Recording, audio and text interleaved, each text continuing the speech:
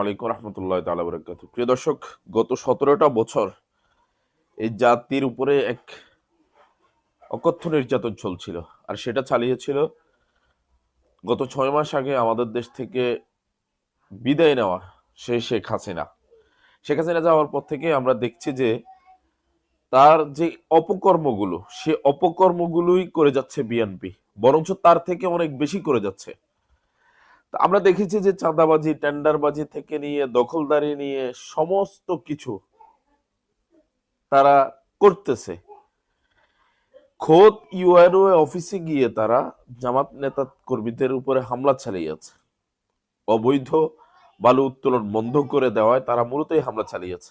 আপনারা বলেন, এই বিএনপি যদি ক্ষমতায় আসে আওয়ামী লীগের থেকে কম করবে, বরঞ্চ কয়েকশো কোটি গুণ বেশি করবে। সুতরাং জনগণের ভাবার সময় এসেছে।